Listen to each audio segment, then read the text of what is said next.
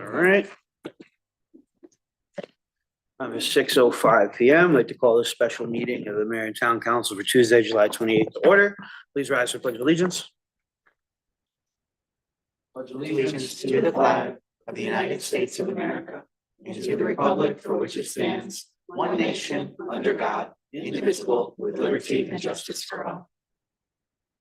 May you please have a roll call, please? It's Councilor Piero, Here. Councilor Capello, Here. Councilor Haas, Here. Here. Councilor Nieto, Councilor Ford, Here. Deputy Mayor Rao, Councilor Campos, I'm here. Mayor. Here. Yeah, what's going on? All right, approval of agenda. Anybody have any changes to the agenda? If not, I'd entertain a motion to approve. Second. Motion by Councilor Floyd, seconded by Councilor Gonzalez. Any discussion on approving the agenda? Seeing none, all those in favor? Aye. Any opposed or abstained? Motion carries 8-0. Deputy Mayor Rada absent. There are no presentations or proclamations. We will open it up. Because this is a special meeting, we'll open up for public participation. Public participation is only for agenda items only. If you'd like to speak in public participation, step to the microphone and state your name and address for the record, or use the raise hand function in Zoom. Seeing none. No email correspondence on this topic? Nope, didn't think so. All right, very good. Any remarks by councilors on public participation? Seeing none. All right, we'll move right along. Council Floyd, would you please read the resolution? Certainly.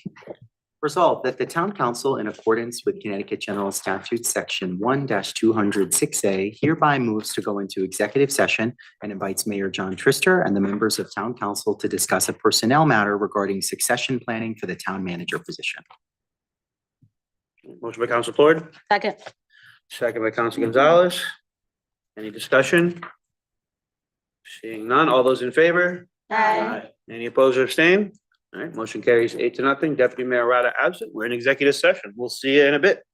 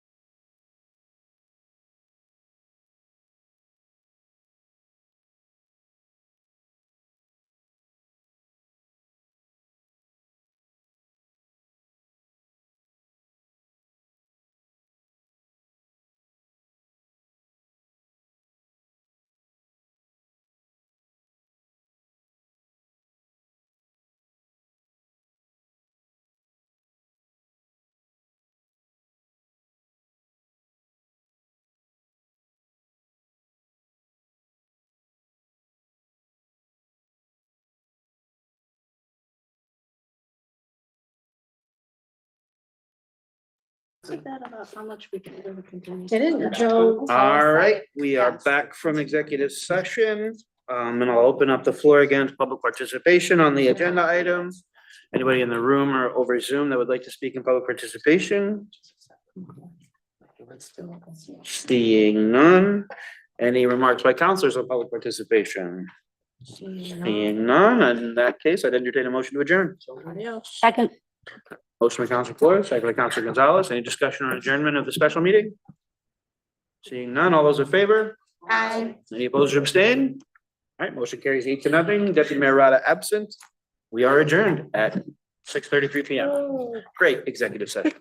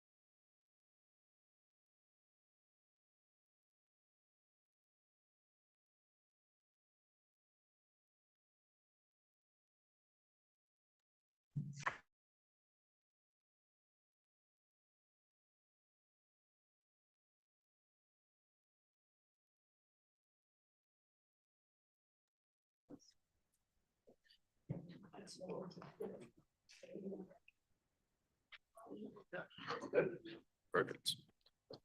I think I will have 7 on the nose.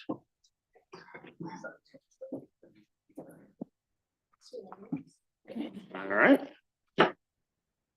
The time is 7 PM. I'd like to call to order this regular meeting of the Newington Town Council for Tuesday, July 28th. Please rise for the Pledge of Allegiance.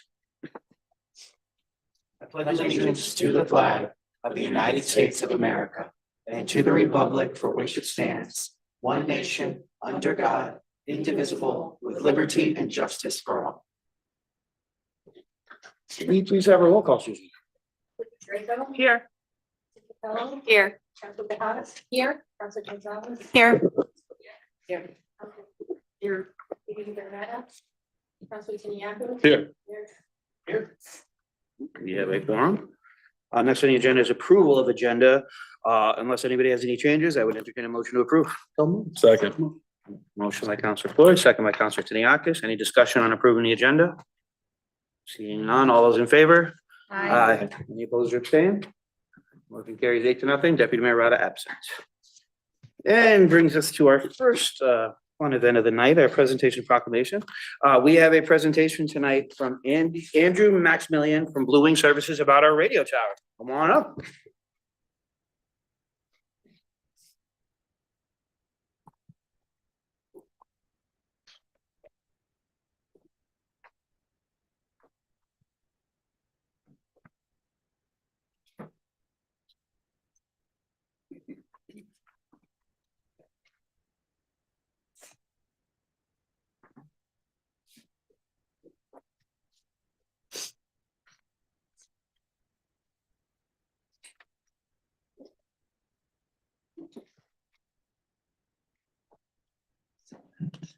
Is that good? Okay.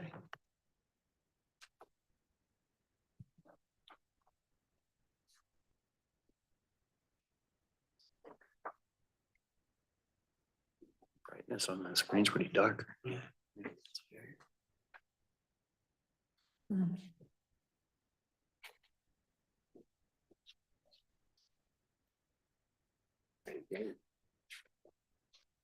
Okay, well, thank you very much for having me tonight. Thank you, Mr. Mayor, Council, Town Manager, and the public. Tonight, we're going to talk about where we are with the candidate site research that we've been conducting to improve the infrastructure for public safety communications in the town. The best way for me to walk you through how we got to where we are and where we are today is to kind of just tell you, chronologically, the process that we followed to get to where we are. And the process that we followed kind of, it aligns with the agenda that I've got up on the screen right now. Talk a little bit about the existing site that we have in place today. That's at on Callahan Mountain. We'll talk about the initial candidate site list. So we had a very, very wide and broad search of candidate sites that we could take a look at. We narrowed that list down to a short list, and then we have a prime candidate site that we've been pursuing. I'll go over a little bit of timeline and then some of the near-term next steps, and then certainly any questions, comments, or additional information we can entertain from there. So the existing Callahan site is where the public safety infrastructure for the town of Newington is today, in addition to the state radio system. So emergency responders in the town operate on the state radio system, but there's also some communications capability at the existing Callahan site. That capability includes the LTR. So LTR is basically a legacy technology that was used before the town's responders moved to the state system. That system is still up and in operation on Callahan Mountain. There is some fire paging infrastructure that's in place.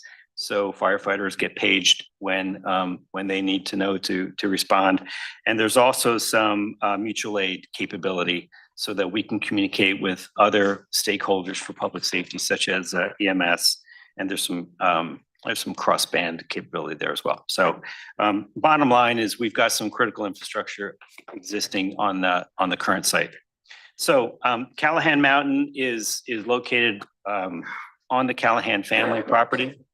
We've been there for several years, and I want to thank the Callahan family for their partnership that we've had over the past several years in operating the public safety infrastructure that we've had in place to enable our responders' communications. There are some limitations that exist with the current site. There is a tower that exists on the site. We're not really sure if anything else can be added to that tower. There's some connectivity issues, so getting a link from that tower back to other places to enable the network of communications. We have something in place now as a stopgap, but it's a monthly cost for us. The shelter that's in place right now is it's not capable of really being expanded, and it's a shelter that might be sufficient for its initial use, but not for us moving forward and looking down, the long term. And the lease, we have a lease in place with the Callahan family, and again, we appreciate their partnership over these years, but that lease is really more of an immediate need lease, and it really doesn't allow the town to consider significant improvements and expansion at the site where we currently are.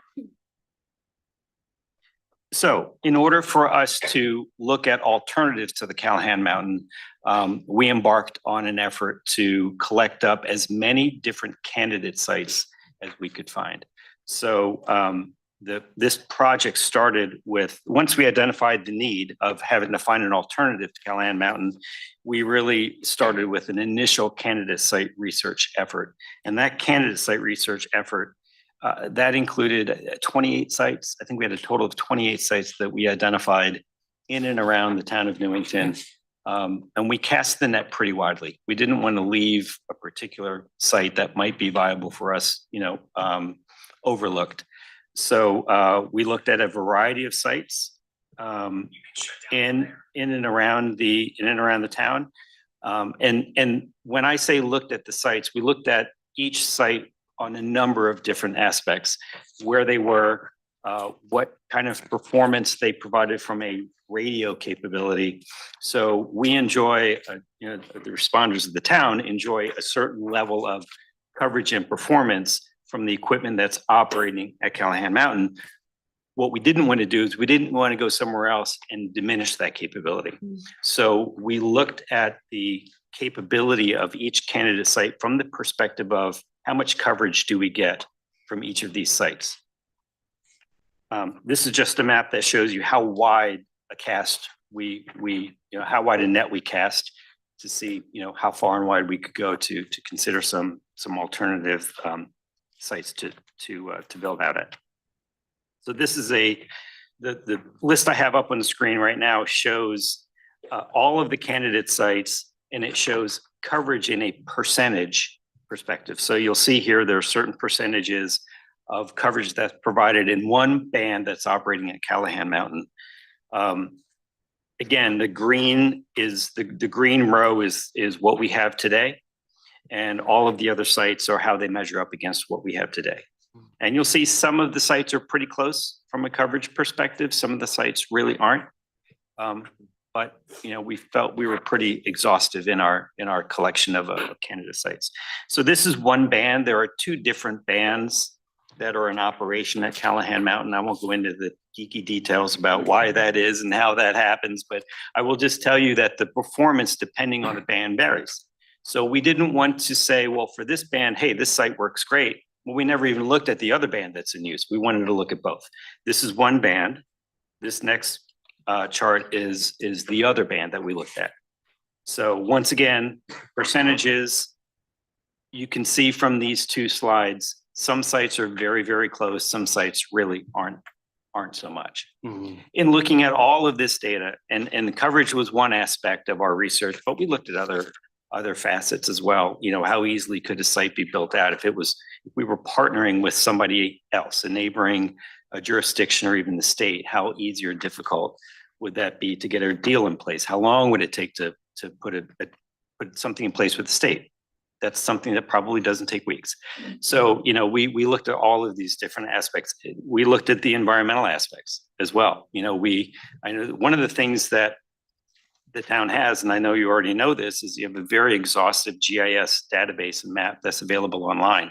And we use that tool pretty heavily when we were looking at all the different locations within the town to make sure that we weren't picking a piece of dirt that was sitting right in a protected area or in a wetland or somewhere that would be extremely difficult or even prohibited from doing anything. So from that exhaustive list, we narrowed the list of sites down to what we called a short list. That short list is basically 8 sites. So there's 8 sites that kind of made the cut that we took a even closer look at. And those 8 sites are up on the screen right now. We looked at once again, a variety of aspects. We looked at environmental impacts. We looked at build out feasibility. We looked at timeline for all of these shortlisted candidate sites. This is just a quick map to show you we're kind of narrowing in on where these sites are located. This next slide again, it just shows you those coverage percentages on that short list. Now we're not looking at 28 sites anymore. Now we're just looking at 8. So this is on one band, and then this is the coverage on the other band. What we ended up with through all of the research and all of the work that we did, we decided that what we're calling the DOT parcel land seems to be the most viable option for us at the moment. That is a piece of land that is just, it's on East Cedar Street, just south of Cedar Mountain and just north of Callahan Mountain. So it kind of just sits in, I'll jump down to, this is a satellite view of where that property is. Okay, so you'll see and correct me if I'm wrong, but the old East Cedar Street, you can kind of see the remnant of the roadway that came around. And then when this roadway was rerouted and redone, it kind of left this piece of land. So what we learned was that this piece of land was basically given to the town by the state DOT. We had to do some research on the title and the title transfer and the deed transfer to make sure that all the I's were dotted and the T's were crossed, and that took a little bit of time. But we arrived at a point where this land is owned by the town and is usable for us. It's not currently in any environmental zones. It's not in a wetland. It seems to be a very, very good candidate site for us. So we walked, we took a look at the site walk. We took a look at the site by just walking the property. The surveyors came out just over the last couple of weeks, surveyed the property. This is just a draft of the survey map that we came up with.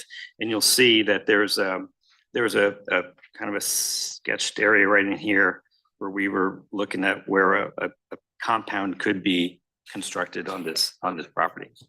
So at the moment, the DOT parcel seems like a very good option for us. It seems to check all the boxes.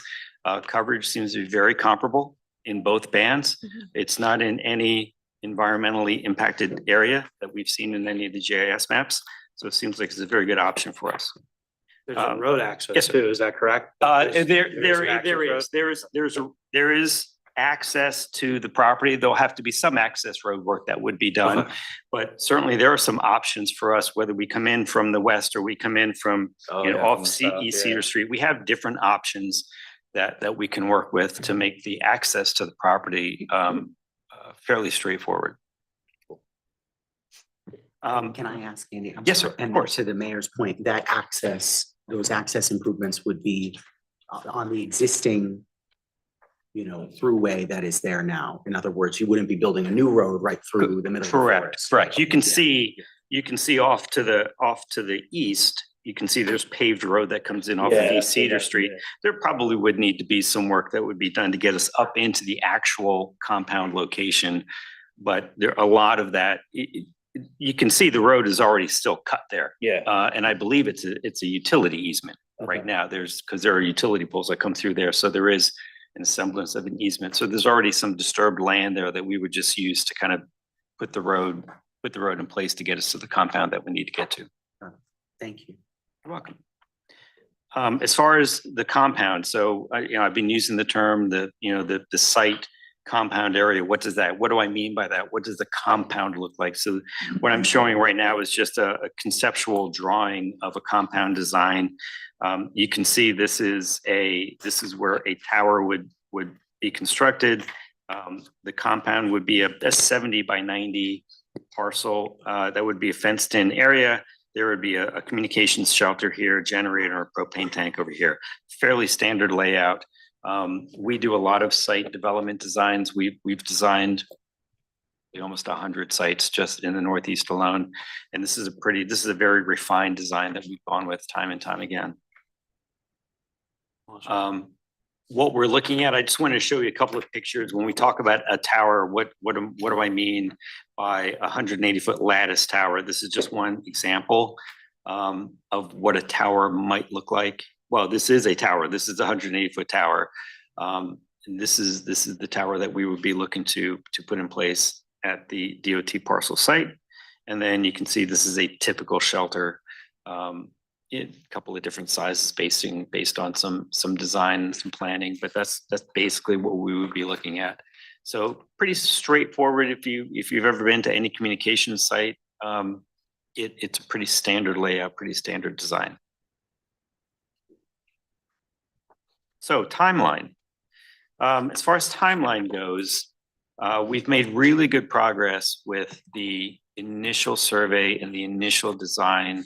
I say it's kind of the block diagram design, right? Big pictures, generally what we're looking at. We would have to move into what I would call a schematic design, very detailed.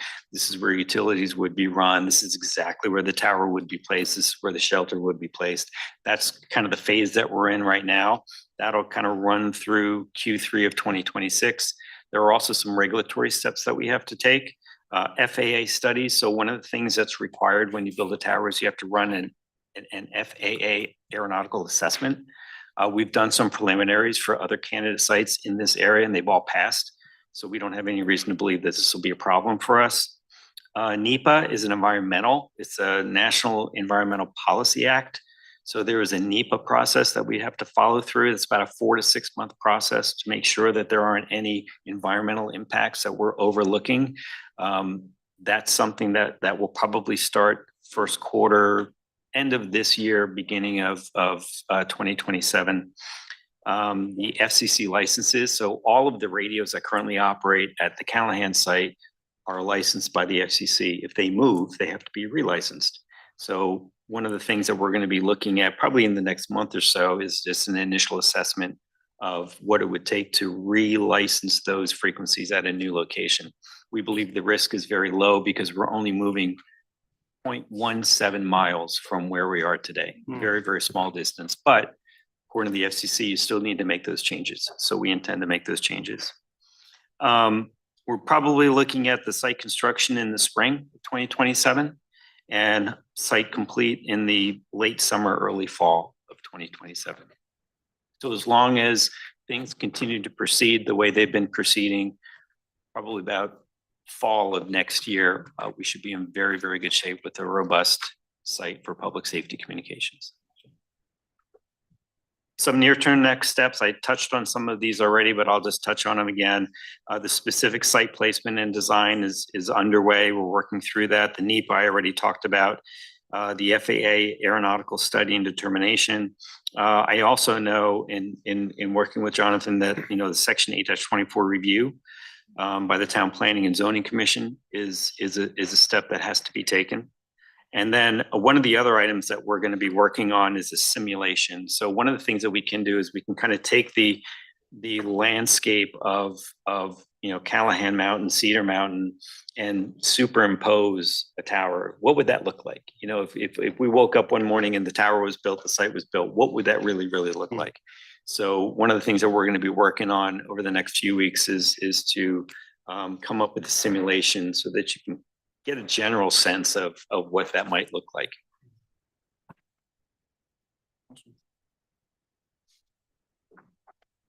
And that was all I wanted to give you as far as an update. I resisted the urge to go a whole lot deeper into the technical details. So Thank you. Of course, you're very welcome. You're very welcome. But I'm certainly open to any questions, comments, or any feedback that anybody might have. Open it up for council questions.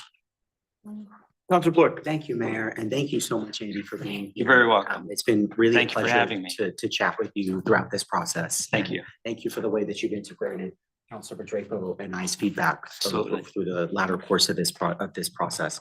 One question I had that I didn't see covered was just some of the conversations that have been had about testing that's typically required for Yes. these various locations. Yep. You spoke to this a little bit, but because this is so close to the Callahan site, Yes. there's more limited testing required, you Correct. think, for your team than would be necessary for another Correct. location. Can you speak Correct. to that a little bit? Absolutely. So when we were first looking at the candidate sites, as you saw in one of those earlier maps, some of those candidate sites are quite a distance from Callahan Mountain. Mhm. And since they were such a distance, we were concerned that although a computer might tell us that that site gives us comparable coverage, we wanted to know for sure before we dumped a whole lot of money onto a piece of dirt. Yeah. So we came up with a plan to do some actual field testing to put frequencies and put RF energy up on the air at some of these candidate sites to see how they would actually cover. We're only going 0.17 miles from where we are today, and we're actually going about 40 feet. When you take into account the elevation, the tower height, and the antenna height, we're actually going up a little bit in elevation. Based on those two facts, we do not believe that extensive field testing is going to be necessary, and that's a savings to the town. That's excellent. Awesome. I And like savings. we do like savings, so whenever we can get it, so that's amazing. That's fantastic. And I wonder, more questions for you, Jonathan, because the public has heard a little bit about this over the last year or so, but they may be tuning in for the first time, and this is brand new to them. Can you just give us, in addition to the context that's here, just how we started this, what in terms of our work with Blue Wing, when did that start? Yeah, I'm actually going to punt on this one to Sergeant LaChance. Excellent. Sergeant LaChance is really the project manager and can speak both to the layman and to the technical user much better than I can, and has a much better sense of the history of the project. Okay, great. So Thank do you. you want to, sure, best to come up to the mic. Absolutely. Thanks, Sergeant.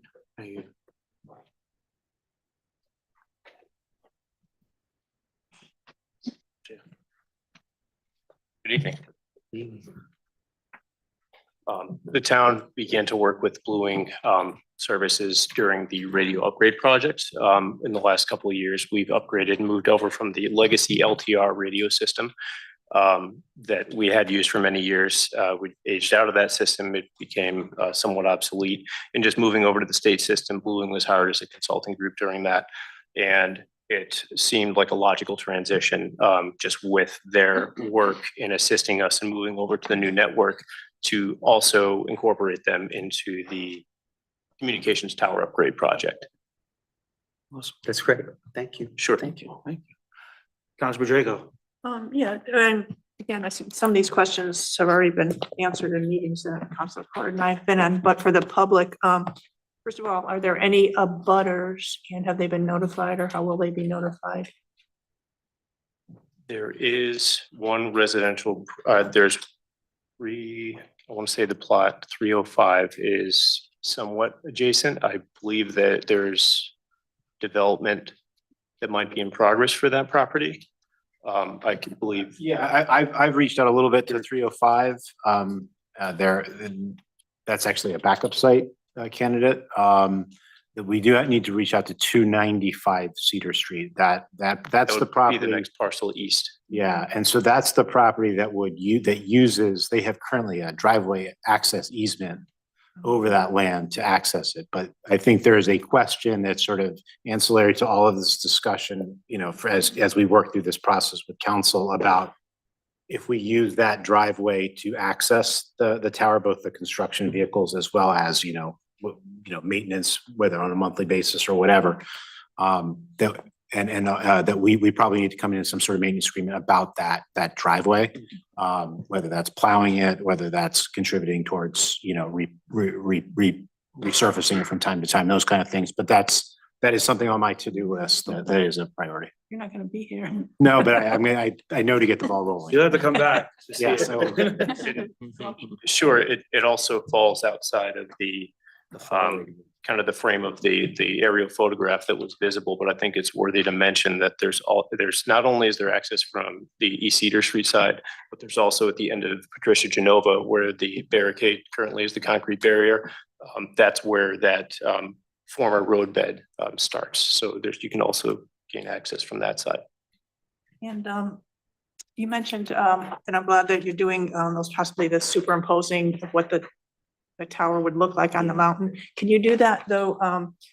Like if somebody was sitting at the community cafe or the downtown Newington, just somebody driving up the road, yeah, how it would look to be able to Yeah. incorporate that. One of the things, so part of that process is what perspective do we want to take, right? And maybe there's more than one perspective. Maybe we take a few different points in the town and say, if you're looking at, Callahan Mountain up towards Cedar Mountain from this angle, from this location in the town, what would that look like? From this angle, what would that look like? So one of the conversations we're going to be having here pretty quickly as part of the project is to start working through what are the best locations to choose? And would you see the tower from there? And if you would see the tower, what would that look like? Another area to look at would be, because a lot of people love the view from Indian Hill Country Club Okay. towards the mountain to Right, see right. what it would look like. That's great input and certainly would look forward to any additional input that you have for us as far as locations. Absolutely. Certainly. And then just one final question. I assume there'll be like a period of coexistence between when this goes live and Callahan is shut off. Is it like going to be a month, 2 months? It's hard to say at this point. Well, the new site is obviously going to be constructed and ready for occupancy while we're still operating at Callahan Mountain. Exactly how we relocate the equipment from Callahan over to Cedar is something that we have to work with the emergency responders in the town on. It's certainly doable. I mean, we were able to upgrade some of the equipment in the Callahan shelter as part of the state radio system project. We've talked about, possibly, moving some equipment, putting some temporary equipment in place. There's a variety of ways that we can do it. The advantage I think that we've got is that we've kind of run this race with the state, getting the responders onto the state radio system and getting some of the equipment refreshed at Callahan Mountain already. So even just in speaking with the chief, the fire department at least, and I know PD as well, they have contingency plans. If technology doesn't work, and I think we can all realize technology doesn't work 100% of the time. And I know the public safety entities in this town have done a wonderful job in putting contingencies in place so that they can always communicate and they can always serve the public if they need to. So I'm sure there are ways to do it. We'll just have to figure out the logistics. Okay, thank you. You're welcome. Councilor Capella. That was my question. Oh. How would the I can say that again transition- if you like. It's okay.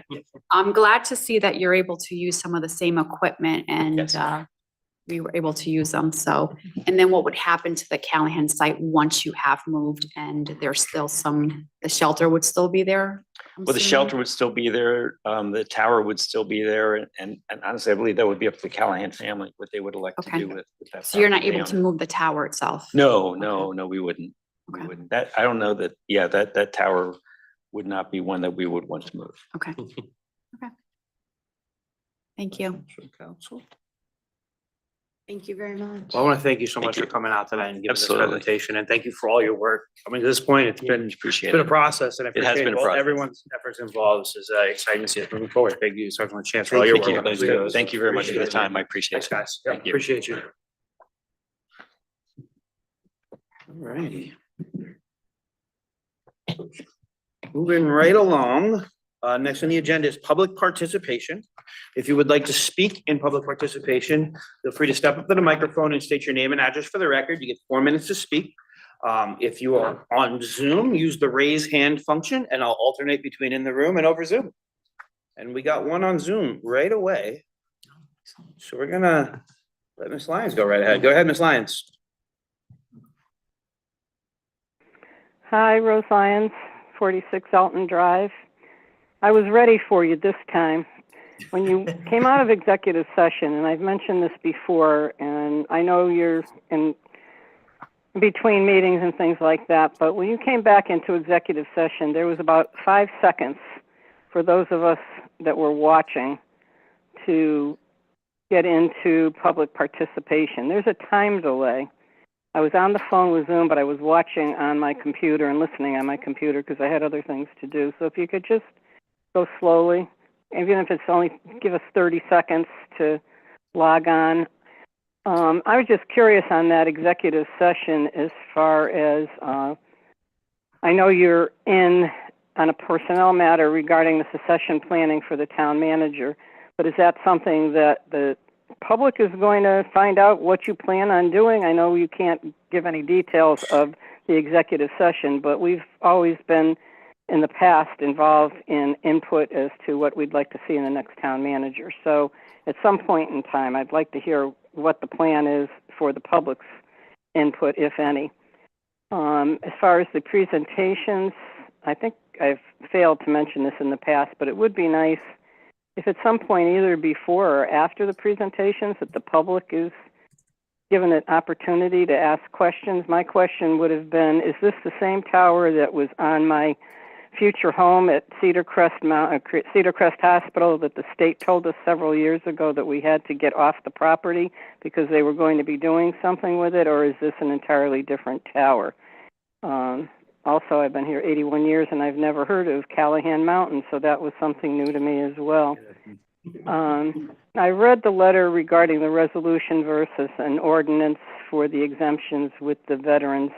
And I'm just curious again, I've been watching for so many years that it seems every time I think I know the rules change, and I understand, and I'm not challenging the town attorney's opinion that it's easier to change a resolution than it is to change an ordinance. But if the other ordinances regarding the exemptions on taxes are in the code and yet we have a resolution, I don't know how you would find this resolution 5 years from now if anybody was ever looking for it. The pool, I attended over Zoom the pool committee meeting last night, and although Councilor Taniakis tried to explain everything to people that were there, I understood what he was saying about this particular committee. But this is the third pool committee that I have paid attention to, not quite as much as the others, but I'm so afraid that this, again, is going to be one of these things that it never comes to the town council, or it comes to the town council. I know they're writing a letter.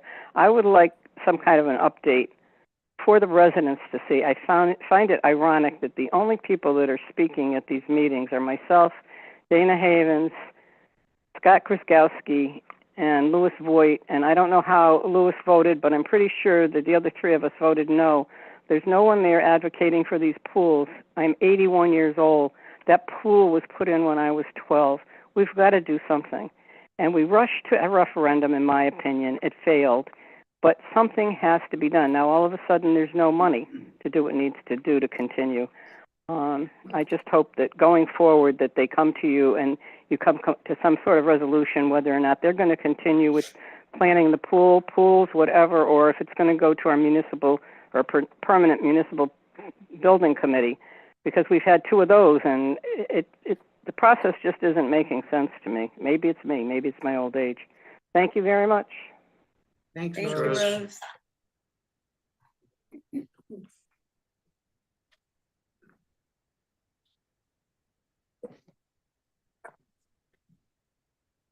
Good evening, Mayor Trister, Town Council, and Town Manager Al Schultz.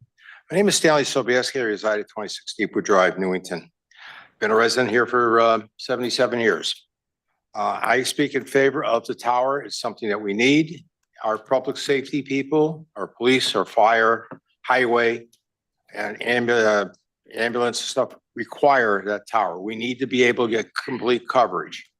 And when I was a supernumerary out here years ago, I remember at the old station, when we used to use the tower on top of Cedar Crest, you would have dead spots in here. And if you want to get a real scare, try to be dispatching one night and you lose a cruiser. All right, and that's what happened with Richie Adamant. I was dispatching and he was going northbound on 15 right in front of the diner, lost him. So we need to get adequate coverage. We need to make sure our fire and police are covered along with our highway. And this is something that needs to get done and get done as soon as possible, in my opinion. Secondly, the other issue I want to discuss is I've seen a lot of comments about on Facebook, and I think some of those are very vile. And if you don't like something, fine. You have the right to say something. But I think we should tone the rhetoric down. Again, thank you for your time, and please consider that tower and get it done as soon as possible. Thank you, everybody. Thank you, Stan. Next. Thank you, please. So have you state your name and address for the record. Lawrence Bailey, Lawrence Barry, 75 Ponderosa Lane. I'm here with my neighbor, Alka. Anyway, got the new tax assessment on the property and it appeared high to me. So what I did is I went down to the assessor's office and I got all the data. Basically on Ponderosa Lane, there was 6 duplexes, okay? And our duplex, except for one doesn't fit the mode for certain reasons. But of the other 4, we are on average $70,000 higher than the other ones. At 100% assessment. Geez, this is strange. So I talked to the assessor. Assessor says, hey, call Exact, the ones who did the assessments. Called them up, talked to 2 people. Second person said, yeah, you know what? Yours is kind of high. Went back to the assessor's office and she says, the only thing you could do is go to the appeals board. I believe you were there. No, you weren't there. No, no one was there. Oh, okay. Went to the appeals board, presented the data, right? Talked for a while, talked for about 15 minutes, explained a bunch of stuff on what was going on. And she said, yeah, I agree. And I said, she said, what's a good number? And I said, how about 180? That's about in the same area with the other 4. Okay. And I thought she wrote it down. She went over and wrote it down. I get a letter from you guys, from the town, whatever, rejected. What happened? You know? So that's basically it. Oh, I called the Commission on Human Rights and Opportunities. And they said, oh, you don't fit the mode. You're not one of those, you know, you don't fit into a group where we can help you. So they told me the next step I have is call the State Attorney General to try to fix this. I'm asking that, hey, maybe you guys can lower it, make it reasonable for me and my neighbor. Basically, there was a $1,500 tax increase on our property. So we're going to be paying $6,738.14 a year, which usually goes up a couple $100. Maybe you guys you need more money, whatever. I don't know. But anyway, that's all I have. So I hope maybe you can give us a break. 180,000 for 75 and 77 Ponderosa Lane. Appreciate you. Can I get back to you guys somehow? We can't respond. Yeah, we don't do it back and forth, but yeah, we'll address it here shortly. You will address it? Yeah. Should we wait? Yeah. Hang on. Oh, okay. Appreciate it. All right. Thank you. Thank you. so Thank much. you. Like I say, if it was a little bit over, I'd say, yeah, we're $70,000 over. I don't know how this happened, but for some reason, if you look at my adjacent neighbor's property, they're ridiculously lower than us. And I'm like, they're like $90,000 lower than us. Whoa, what's going on here? And they're all about the same. There's not much difference between any of the duplexes. Thank you. Very good. Thank you. Appreciate for coming.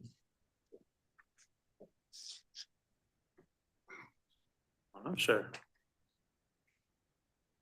Oh, Yankee shirt today, huh? Yankee shirt. No Yankee. It's all sorts of, I wrote sorts of stuff on it from when I was celebrating last night's win. Good evening. Michael J. Fox, 1901 Main Street. Mr. Mayor, Mr. Floyd, Council Floyd, Town Manager. First of all, I just want to reiterate Mr. Sobieski's remarks about the tower and police and fire and EMS communications. As a former first responder, I know the importance. I thought in those days, just like Stan remembers, I haven't been here 77 years. I've only been here only 50 some odd years. And in that time, I've seen a fantastic difference in communications in town. I mean, from the day we had that little green and white, where you were just lucky if you got from the center of town and to the turnpike. And now in these days, we really have to just about be all over Hartford County. And the sooner we get this all done, the sooner you approve this and put up the money for it, the better off the town will be. And I know you'll do that real quick. The other thing I want to talk about is the veterans exemptions. Of course, and I'm glad to see that's come up today. I'll tell you what, I've got nothing but good things to say about the assessor's office as far as veteran exemptions, veteran tax exemptions are concerned. They're always full of information. And, if you're behind, if they figure they don't even give you a chance to get behind on filing a form. They get you the form. I get the forms in the mail, and they've been great. And so I'm hoping you will go through with all 5 of these options. However, I noticed, there are an awful lot of statutes, an awful lot of sections of the statute that I'm assuming you're considering to be double dipping. And I don't know how many, because there are a lot of them in the packet today. Mentioning a bunch of things, and I'm assuming, you're worried about those being double dipping. And I don't know, you look confused, Counselor. No, I'm trying you to just- visualize it. Just visualizing and thinking, Yeah. good. And so, I hope you're going to go through those. As far as double dipping is concerned, that was always a no-no, but, it seems as if, there are a lot of statutes, there are a lot of, things that, may look like a double dip, actually a double dipping, but it's not actually. So I hope you'll go through those real thoroughly, and, just make sure you're doing the right thing, and maybe hold off till next time, as suggested, to take it up.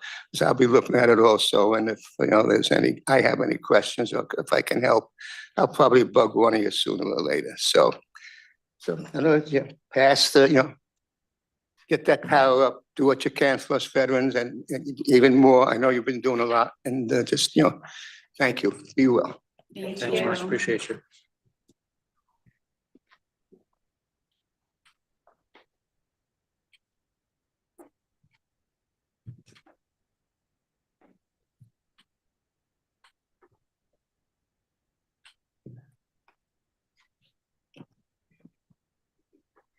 I'm sorry, I have to be up because I just had a hip replacement However Hi. is best for you, for sure.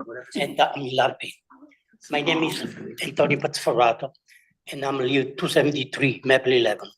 I'm here because my property tax was a double plus.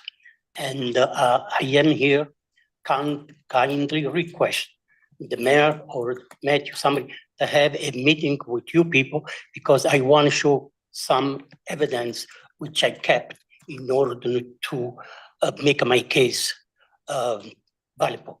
Because I don't think that after 45 years, I've been thrown out from the town because of the tax. It's always like the old and the weak, they always pay the price. Nothing was done. And what they done to double up the price, it was really, really unfair. And even makes up my mind because at night I say, oh, do I pay the bills? Do I pay the electricity? Do I pay the tax? Do I pay this? Do I pay this? This is very, very unfair. It cannot be done to space to all the people. I'm 80 years old and I supposed to be home, take care of myself and everything else. And I don't know if I'm there, out, or in. Please, I would like to have a meeting with both of you so I can show you even more evidence. Thanks so much. You can send me a letter or you can call me.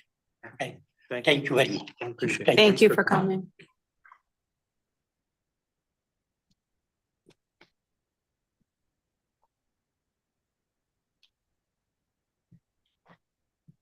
Hi, Jacob Knowlton, 10 Hillside Street. I wanted to correct some of my comments from the last meeting. I quickly commented on sidewalk connections. I believe I mentioned between Willard and just prior to Main Street.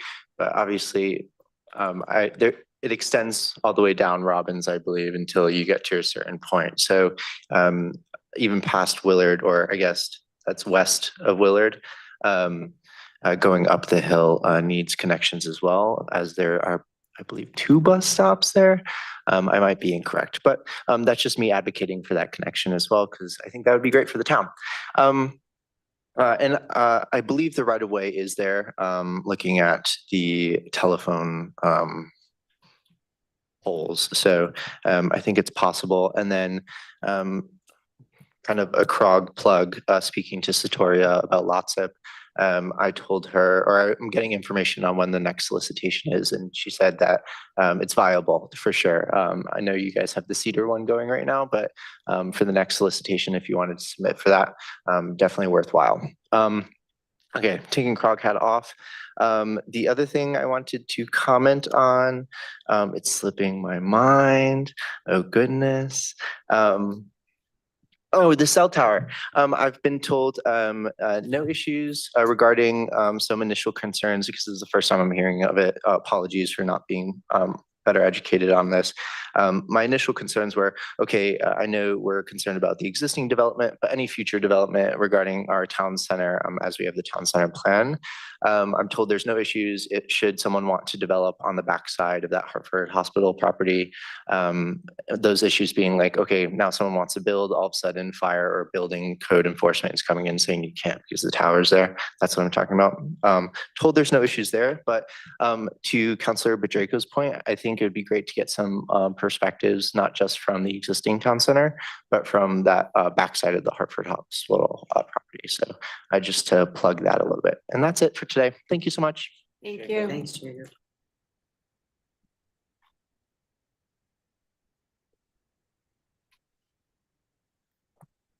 Good evening, Scott Groskowski, 46 Miami Avenue. I'm here to speak in favor of the tower plan. I'm the person who broadcasts the Newington Police Fire and EMS services online. So if you're got your cell phone and you're listening to it, it's coming from my house. And I have trouble picking up the signal from the Callahan Tower, which is about 1.5 miles from my house. I actually have to pick up from New Britain to be able to pick up Newington, which is kind of wild. I had to use three separate antennas to pull it in to get a good enough signal to rebroadcast it. I've spoken to a number of police officers about it, and there's a lot of dead spots in town. The 8th Street area is a big one. Parts of the Turnpike, they don't have good communications on.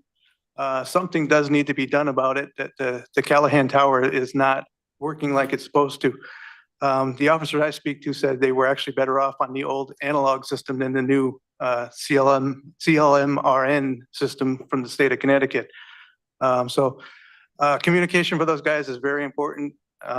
Life or death situations can happen if someone can't hear anything, that could be bad. So I'm in support of it. I know people don't like seeing towers, but it is needed for the guys, and I do know their problems they're having with it, and I can see the problems I'm having with it, just trying to get it out to everybody. So I am supportive of that. That's all. Thank you. Thanks, Thank Appreciate you.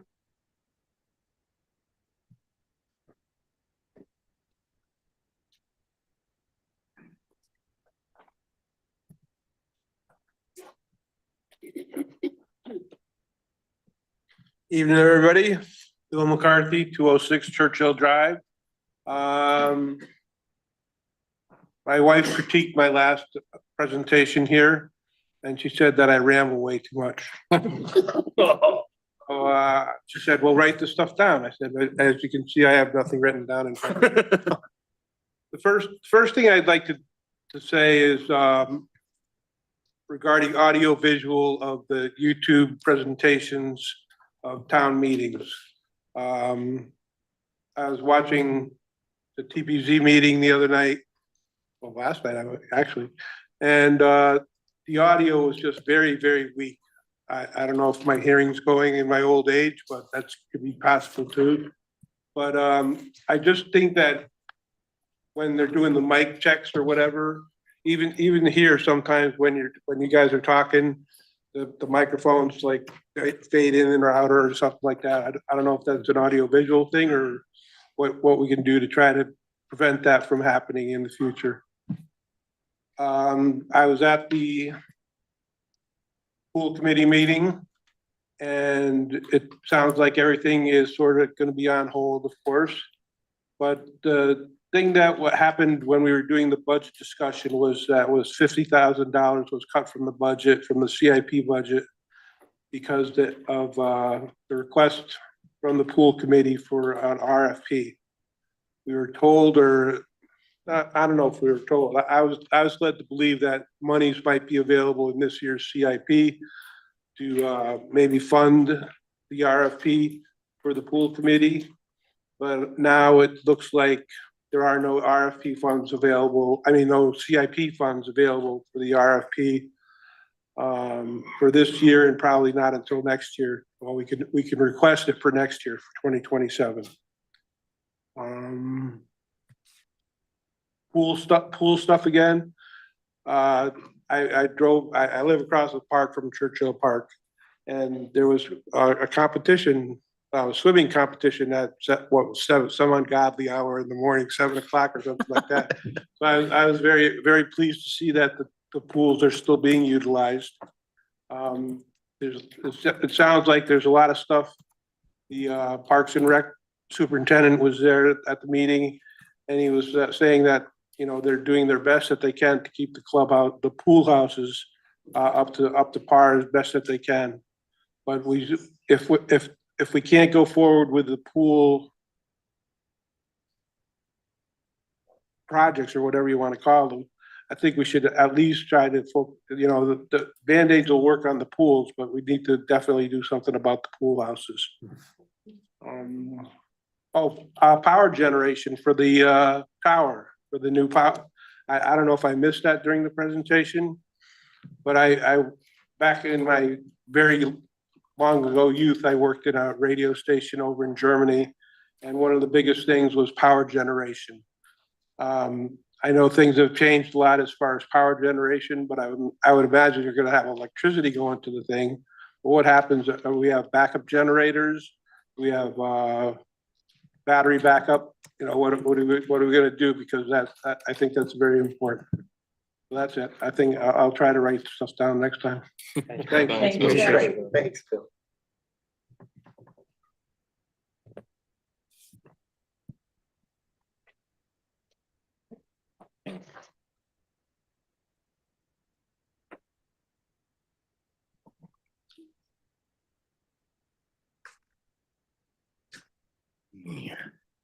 Neil Ryan, 237 Rocket Street, still art and soul, Newington. I want to briefly discuss the recent reval and the property tax increase that has gotten so much attention in the town in the last several months. The problem is, unfortunately, most people in this town, they can't see beyond their noses. People pay no attention to town issues until they hear that their property taxes are going to increase. They then come to a town council meeting and complain to this town council about having to pay more in property taxes. They have no understanding of the system and how the reval process works. It isn't this town council's fault. It's not even this town council's responsibility. It's required by state law that towns conduct a reval every 5 years. This was our year. It probably wasn't the best year because it's the first reval since COVID. So we would have to assume that our property values are going to increase. Now, since then, I've heard some hysterical comments at meetings, comments on Facebook about what's going to happen to our property taxes. One gentleman claimed that a tsunami was going to visit Newington. And other individuals on Facebook were talking about my property tax increased 75%, 100%. I'm hearing these comments. I'm getting scared. Then I received my property tax bill. It was only $300 more. That's about a 3.5% increase from last year. No tsunami, no 100% property tax increase. So as far as I'm concerned, no problem. The one problem we do have with the budget appears on the commercial side. Now, this issue goes back some years. We had a Republican town council running the town from 2015 through 2023. We all know that. Now, during those years, the Republicans seemed to be hell-bent on giving tax breaks to developers to build apartment buildings all over town. I believe the tax breaks consisted of the developer paying no property taxes to the town for a period of 5 to 10 years. That's a lot of property tax money that should be in the budget right now. We just threw it away. I think the only people that benefit from that policy were the developers. I'm not sure why those Republican town councils were so enthusiastic about having apartment buildings constructed. My guess is they must have seen it as their idea of economic development for the town. I don't see it, and I don't think many other people see it that way either. Fortunately, since 2023, we've had a Democratic town council in office, and they have been doing an excellent job in cleaning up the chaos that the Republicans left us with. I thank you for your time. The end. Thanks. Thank you, Neil.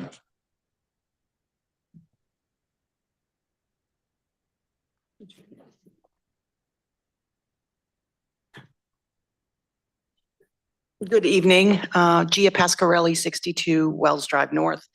I was planning on coming to this meeting because there's a couple of important things on the agenda from my perspective. And first of all, I want to thank the team, Andrew Maximilian and the Blue Wing Services team for the work that they're doing on the site and vetting the sites for the tower and all the due diligence regarding its appropriateness and whether or not it interferes with any conservation. So that's great to hear. I wanted to also, since I was here, comment on some, just to say that as far as I'm concerned, the town council and mayor and town manager, everybody's doing a really great job for the town, in my opinion. My husband couldn't be here, but he wanted me to iterate that he felt the same way. There was some talk that I heard and some negative things, some aspersions that were cast towards certain people on town council related to Pride Month events. And I just want to say that I thought the Pride Month events for Newington made me so extremely proud to be a resident of Newington. I couldn't be there for the first because I had to work and it was like one of those days I couldn't take off, but my husband was taking pictures and sending to me. And I was just so, it made me so happy to see what our community can do when we just consider that we want to be an inclusive place. I think being in Newington and knowing that Newington is an inclusive community and that we respect everybody and we love everybody and we don't judge people on their identity, that kind of welcoming atmosphere is one reason why people will want to be in this town.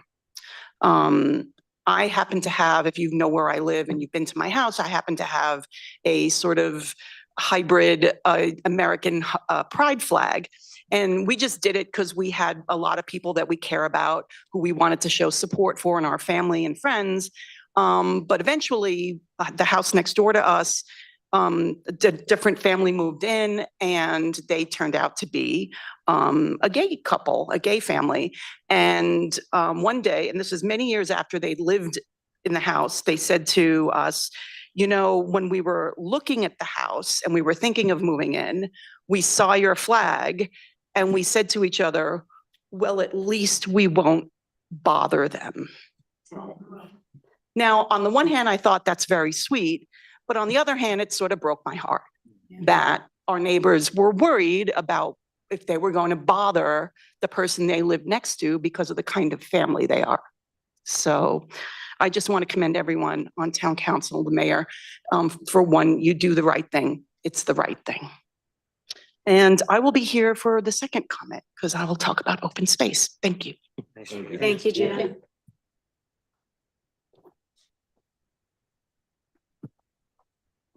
Anybody else in the room or over Zoom would like to speak in public participation?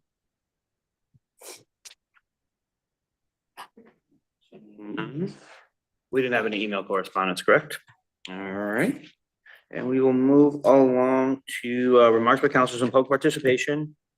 I'll kick it off. I'll just address a couple of things that Rose asked. In terms of the town manager search, that's this is our initial discussion on that. There will, whatever we have a solid plan, it'll be made public for sure. And correct me if I'm wrong, it is a separate tower that she's talking about, correct? It's not it's a separate tower than what she was saying. Oh, Cedar Crest? Yeah, that was Cedar the Crest old tower. site. Yeah, that's Yeah, fine. it is a separate tower than the Cedar Crest was. So I'll leave it at that. Any other remarks from council? Counselor Tiniakis? Yeah, I'll just, to Ms. Lyons again, I think she was getting to this, but, there will be, like, public, input on the pool projects. We're just not close to it quite yet. We need to get to the design phase of it all. But most certainly there will be a lot of public input before it even gets close to being presented to council when that time comes. To Mr. McCarthy, sorry, I didn't get back to your emails quite yet, but yeah, there's no CIP money available, unfortunately. And we're gonna work with like the town council, manager's office and the finance office, and we'll just figure it out as it goes on. We just have to keep trying. Thanks, Counselor. Counselor Plort? Thanks, Mayor. And I'll just add to what Counselor Tiniakis said, and he knows better than I do as the chair of the committee, but that you'll recall council level, we made that cut together in CIP in the last budget of about $60,000. In part because it only covered one pool. And we heard from the community, and we talked a lot about hearing from the community that they really wanted plans for both pools. That focused on both pools and what we were going to do about both pools. And so it was a cut that we made for that reason in part. And I think Councilor Tiniakis is right. As soon as there is money available, council's going to be making some requests to have that available to the committee to do that good work. So I think that's right. And the other thing I'll just add is to Lawrence and to the other gentleman who I think may have stepped out. But thank you so much for coming and for sharing your concerns with us. As you can imagine, we've heard them from a lot of people, and you did exactly the right thing by coming to us so that we can help advocate for you. So I know that in your particular case, you filed an appeal, you've gone through a lot of this process already, but we will get in touch with you to make sure that every I has been dotted, every T has been crossed throughout that, and make sure you're exhausting every right available to you as a resident. And to anybody listening at home who has those concerns or questions, that's a part of the job of the assessor's office, and our job as well is to give you the resources so that you can exercise every tool available to you if you have questions about contesting your assessment or anything like that. So you did the right thing. We'll be in touch, and we'll see what resolution we can get set up for you. Okay? Thanks, Lawrence. Councilor Pacheco? Yeah, I just want to address one comment. I know Mr. Ryan and I are old buddies, but it's just, it is a little bit of a misstatement to say that no taxes were collected on those properties. Those properties had a phase-in abatement of like 20%, 40%, whatever. Right off the top of my head, I can't admit it, but it's not a true statement that say no taxes are being collected on those properties. And the taxes, once the abatement period is over, will be 100%. So the taxes before the development were lower than what was being brought in with the abatement, even at the lower levels. Again, it wasn't 100% the year one, but it certainly wasn't zero either. So I just want to clear that up. Thank you. You, Councilor. Any other remarks from council? Can I just add one thing? Yeah, Mayor? go I'll right just add one thing as well, which is that just, I mean, in the larger context of all this is, a lot of folks are plugging into what this revaluation has meant for the first time and hearing about it and learning about it. And a lot of what was said, that the public came and shared with us is right, that the revaluation came at probably the worst time it possibly could. And that this council worked really hard on a bipartisan basis, passing a bipartisan budget, unanimous tax rate to respond to that. And so we take that very seriously. And unfortunately, not to get too soapboxy, but our property tax system in this state is really broken and it's in really bad shape. And there's a lot of folks doing a lot of work to reform that system, but we're receiving the fruits of some of that broken system every day. And this is a good example of that. So, whether it's local decisions that were made as it relates to property tax abatements and, policy differences are just policy differences and we can always talk about them. But also there's a larger structural issue here too.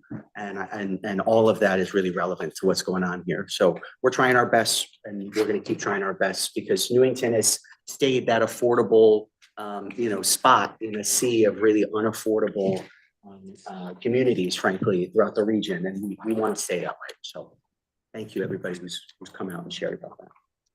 Thank you, Counselor. All righty, we will move along to consideration of old business. Item A, veterans tax exemptions. I know we have a resolution kind of teed up, but is there any discussion still folks want to have? Any questions, any comments? What are we sort of thinking here? Dr. Floyd? Thank you, Mayor. Jonathan, could you speak to a little bit about that third exemption? And at least we have the name of it, we know the financial impact, but I know we've spent a lot of time exploring 1, 2, 4, and 5, and not number 3 there. Can you just speak to like what that is? Yeah, so this would basically act as a safeguard to make sure that there's not, say, a veteran that has a extraordinarily valuable property, for all of our veterans that have made tremendous sacrifices and need some assistance. There are some that have done, even with disabilities, have done tremendously well. So this would act as a stopgap to just prevent the, multi-million-dollar properties from getting a full tax exemption. It's ultimately up to council, about how you want to go with that. I think Danielle may be able to speak more knowledgeably about like kind of the range of properties that might be eligible without violating any property, any confidentiality. Magically, she's here. Yeah, We didn't know you were and- here. yeah. Awesome. She just magically appears. She's already standing ready to go. I knew it was coming. Say, having the median assessment would almost also, like Jonathan said, but you're also avoiding a larger tax shift burden on people who don't have the exemption as well. So it's kind of twofold. You're setting it at the median in order to keep that from ballooning so large that it does impact the tax burden for other, non-veteran residential properties. And it would still get an exemption. It just Yes. wouldn't be all the way up to, Right. Like so $40,000, let's say, not that there's many of $500,000 those property properties in Newington. isn't gonna get, all 500,000 of their assessment. They'll get the 349, I think. And then, but we're also saying, okay, we're gonna add on top of that 2 acres of land. So you are offsetting with allowing part of the land too. Sounds a lot like it just helps focus the relief of these exemptions on the folks who most need it, right? Who are the most vulnerable. And that's part of the whole reason why we wanted to explore this to begin with, is because, we know that there are folks who not just are getting hit with these taxes, but in every year, and who, should have more opportunities for relief. And those folks are the most vulnerable, who need the most relief. So that, it makes a lot of sense to me, but I know we only explored that third one recently, so interested in other folks' comments. Yeah, I know, I know Deputy Mayor's not here either, and I know she had some questions about that. Is it possible that we could vote on some of these and not all of them, or how does it work? I would do it in one fell swoop. I wouldn't, remember, we have the luxury of time. Yeah. So this wouldn't take effect until next year's grand list. Oh, okay. So Danielle, what's the kind of drop dead date on when? Honestly, October 1st, the Yeah, grand list so- date would really, because that's really when we start pounding the pavement to get the grand list done and start reviewing all the exemptions and making sure we have everything in line to sign for January 31st. So. Are you getting more receptive or people that want to take advantage of some of these? I know that we do have some new applicants for just the permanent and total 100%. So that number is starting to go up. Okay. And I think having a really, really good public relations campaign about it, I think once we pass it and we have a lot of that information, I think that's going to be really important. Okay. I already have that in the back of my mind, is that public relations and getting myself out, maybe going to like an American Legion meeting. For sure. That would be real good. Now, the properties that are impacted, the numbers, are they the 27, the 2, 33, 13, 0? Are those, any of those kind of able to fit into the other ones, or are they just all separate? So can the 27 properties, can they also, I know we're trying, yeah, we're trying not to overlap. So how are you gonna keep track of what properties are able to get what exemption? Well, I think so if you're a permanent and total veteran, right? So you can get the 2 acres of your land. It's gonna be capped. That's one, right? And then if we're extending the exemption to surviving spouses, we'll know because they'll come in with the proof. And then any property that we look at that has the land, we're obviously gonna add it. I mean, it's pretty easy to keep track of this stuff. Because of the way the applications come in. And the TDIU obviously will kind of handle it the same way as we handle the 100% permanent and total veterans now. And the nice thing about our system is for the most part, we have a database of veterans that kind of runs a process that I go through every grand list prior to it being signed, where I know what veterans should be getting what. And I just kind of double check. Good. Okay. Councilor Drago? Yeah, no, I'm glad that, we asked about the median assessed value, because the individuals will still be getting an exemption, but it's just gonna be capped. So it's not like we're denying exception. Can you sort of talk about, I believe it was Mr. Fox who was talking about the double dipping? Can you just explain that a little bit and how this all ties together? Kind of, remember when I did my presentation, I started by saying, okay, here are your basic veterans exemptions, okay? So if you're permanent in total, you're not getting those basic veterans exemptions, you're only gonna get the 100% permanent and total dwelling exempted. You can't then also get the base 3,000 off your assessment on your car, right? You can't get both. But the total permanent and total is more generous? Much more generous. Yes, it's just kind of saying you can't, if you're gonna go with this, this is way more generous than that. So you're obviously gonna choose. I mean, we did have a couple veterans this year that didn't necessarily own a dwelling, but they owned a vehicle and we ended up giving them the other exemptions because we looked and said, wow, where are they gonna get the most benefit? And we had a conversation with them and said, hey, you get a better benefit this way. Let's do this. And so we do take a look at that to make sure the veteran is always getting the best. That's fine. That's wonderful to hear. So your office will, if somebody comes in a little bit confused or whatever, will guide them as to what is the best for the resident. Absolutely. Super. Yes. Thank you. Councilor Fleur? Yes, Mayor. And I'll just say, again, while we're having this conversation, that like Danielle, the kinds of stories that I hear from veterans who go to your office is amazing. You spend so much time with them to work on what they're eligible for. And a lot of the frustration I've heard with folks is like, especially the folks who are in this TDIU population and maybe wouldn't fall under eligibility right now, is like, the assessor's office did everything they could for me, but it's just this one policy change that needs to happen so I can be eligible for the more generous benefit that really I, should be eligible for to begin with. So it's never because your office didn't do everything they could. It's just a policy choice. And I'm glad we're going to make the policy change to make it all easier, not just for those folks, but for your office, so you can offer that tool to them. So thank you very much. Thank you. We try. It's very hard to say no to a veteran or really anybody sometimes. Sometimes it's very difficult to say no. Thank you. We definitely appreciate your work on this. Thank We'll you. just leave this on the agenda and continue to work through it and then, get it right and then we'll vote. Sound good? Thank you guys very much. Yeah, you're gonna keep coming to these meetings now. Yeah, I know. We gotta just keep it. Yeah, of course we do. All right, we're gonna move along to item B, Rules of Procedure Subcommittee Recommendations.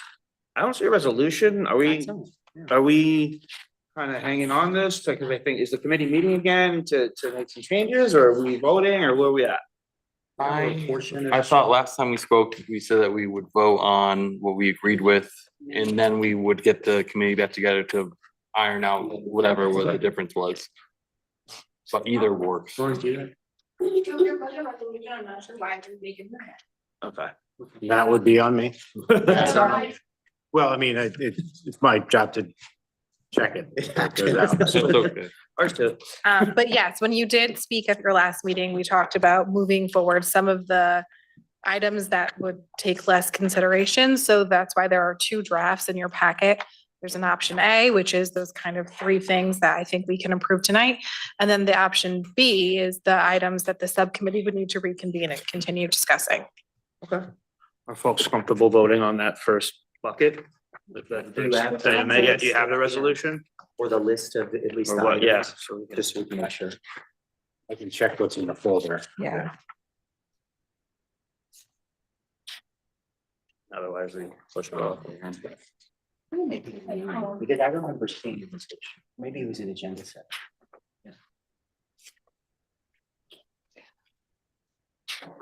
While you're looking, can I just ask another question? I didn't bring this up, but actually, I was rereading it, and if I have another possible change to suggest, can I bring it up at our little mini meeting? Oh, yeah, of course. Yeah.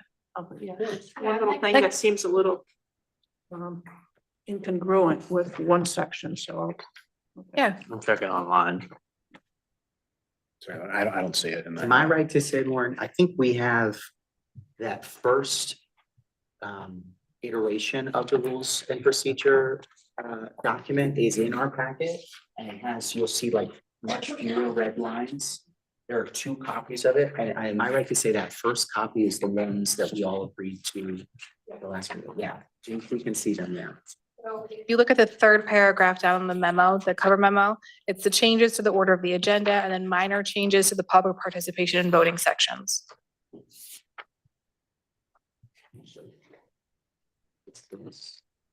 Oh, yeah.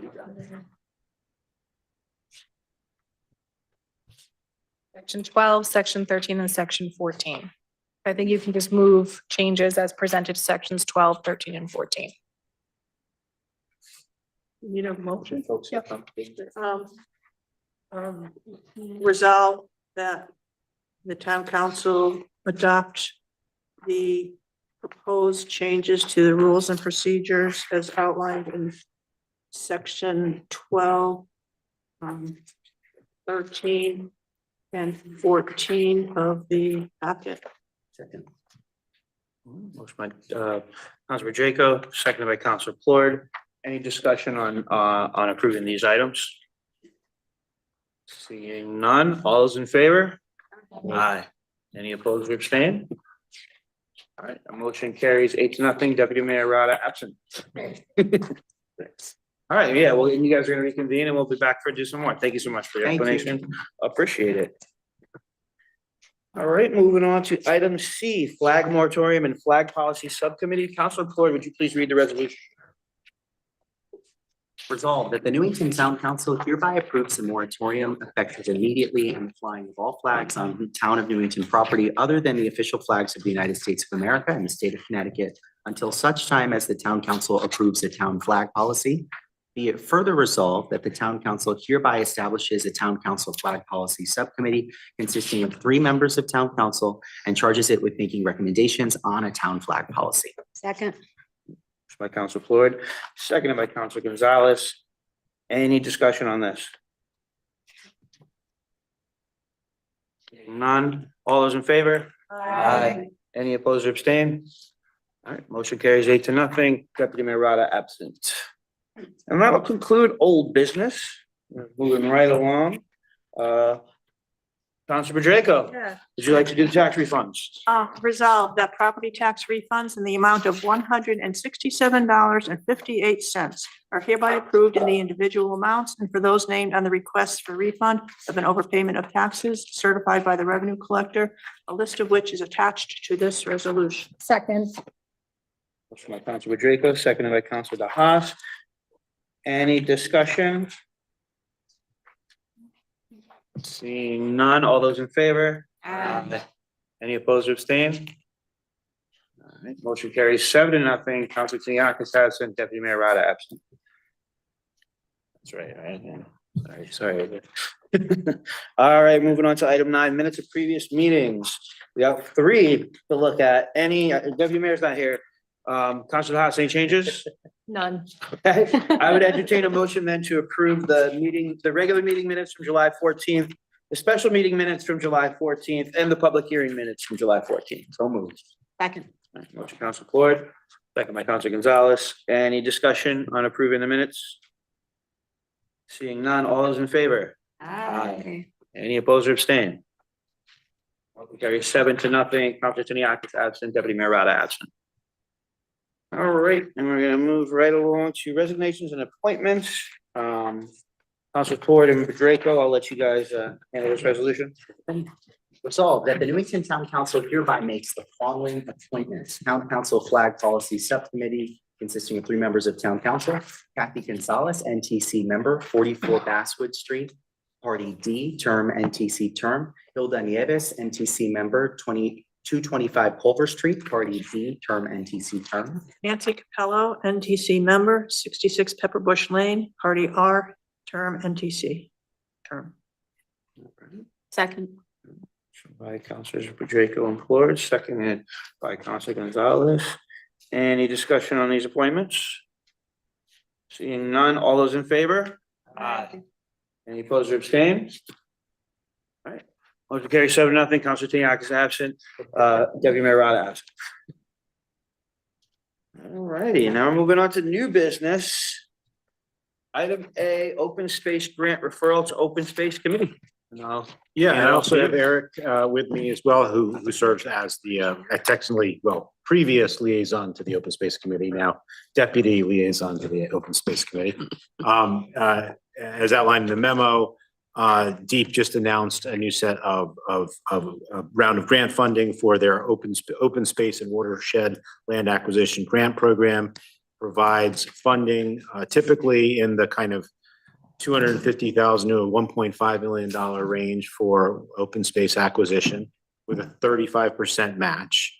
We have $277,000 in our land acquisition fund that could be used for that match purpose. So in other words, that comes out to basically a $792,000 in round numbers that we might have available to acquire open space if we were successful in a grant application.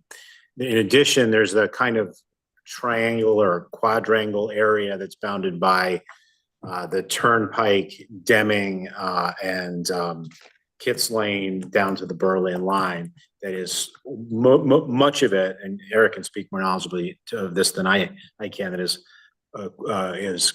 classified as a quote environmental justice community.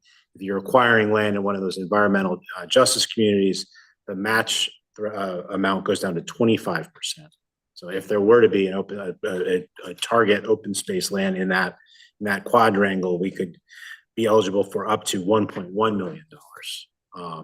So I think what I recommend in the memo is that this just be referred to the Open Space Committee for them to make a recommendation about whether there's a parcel that could be a target for acquisition. If they think there is, the next process would be to get an appraisal done. And then we could apply for a grant. From there, I think that the $1 million question, if you will, is what are those parcels, those open space parcels that are legitimately for sale, that you have a willing seller. I think that's the challenge for the Open Space Committee. I'll turn to Eric. As the town manager said, yes, this grant came out a few weeks ago and it came across my desk and I reviewed with him quickly and assessed it, sent it over to our grant writer, just to make sure we were reading it correctly. And he's laid out the memo here very well as far as costs, et cetera.